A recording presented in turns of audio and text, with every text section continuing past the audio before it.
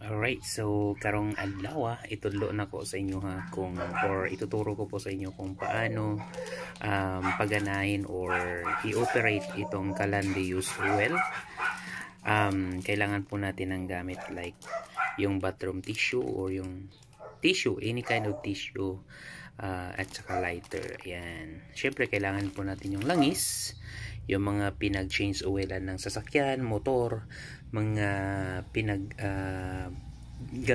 ginamit na mantika or used oils. Ayan.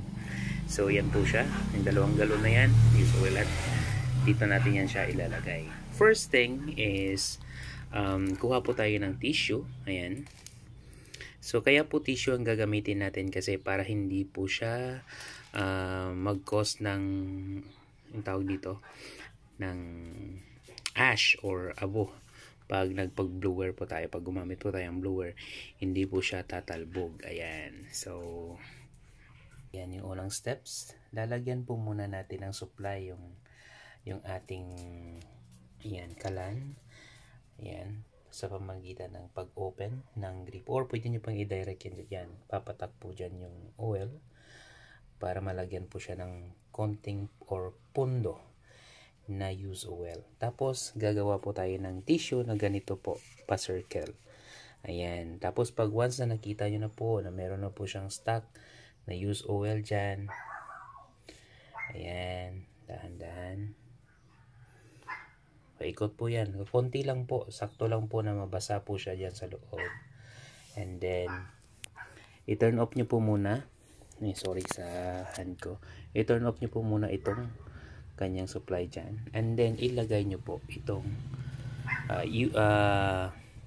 tissue. Ayan. So gamit po kayo ng screw drivers or yan, para lang, or any kind of para i-push nyo lang po pa ibaba. Ayan. Then after nyan, tsaka nyo po siya sindihan. Ayan. Batikas na to. Ayan, sindihan nyo po ganyan. So hintayin nyo lang po na uminit po yung gilid or ma-burn nyo po lahat ng tissue paikot. Tsaka po kayo ngayon mag-susupply ng blower. Ayan, nabatay po. So sindihan po natin ulit. Wala po kasing use oil na. Ayan, hintayin nyo lang po na masunog nyo po yung yan, para uminit lang po siya. Yan po yung cause ng paglalagay ng tissue. Ayan. So hintayin lang po natin yung ganyan. Yon, so umilaw na siya, and then dyan po natin ngayon start yung ating blower. Ayan. So 12 volts lang po ito, para lang po siyang charger ng cellphone yung consume niya sa kuryente. So napakaliit lang po. So yan po, i-start on nyo na po yan. Bigyan nyo lang po siya ng supply ng hangin. Ayan. Ayan. Hintayin nyo lang po na initin niya yung oil na nandyan ngayon sa loob ng ating Calande use oil. Ayan. So sa starting lang naman po ang mahirap gawin. Pero pag once na init na niya yung use oil, automatically na po na magiging bluish na po yan dyan pag nilagyan nyo po ng supply ng hangin. Ayan.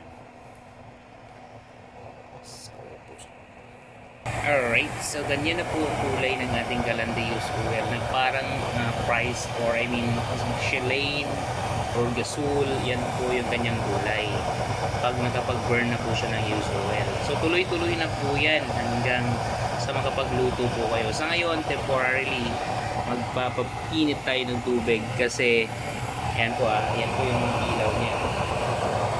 So yan po yung mga oil na binaburn niya ngayon with the the tissue. Ayan. So magpapainit po tayo ng tubig ngayon, magpapakulo tayo ng tubig. Ayan. At habang umiilaw naman po siya, maglalagay po tayo ng supply dito kahit kapatak-patak lang po sa ating used oil. Ayan. Kasi mayroon pa naman pong supply doon sa loob. So ganyan lang po, patak-patak lang.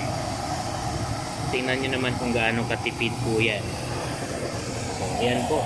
So temporarily wala po tayong gas or naubusan pa tayo ng price gas, so temporary, yan po yung ating alternative na pangluto.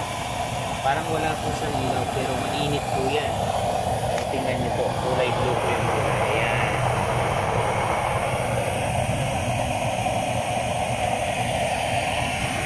Pwede rin nyo na pang hinaan. Pero tuloy-tuloy na po yan hanggang napapagluto po. Mas the best po ito pag meron kayong nilaga or pinapakuluan. Like for example, papalambutin na karne, yung mga buto-buto, like gusto nyo pong magbulalo o magpalambot ng karne. Ito po yung alternative oil. Mabisa po ito at maganda po siya. Hindi na kayo gagastos ng tawag dito ng gas, kundi used oil lang po ang kailangan niyo. Alright, thank you so much.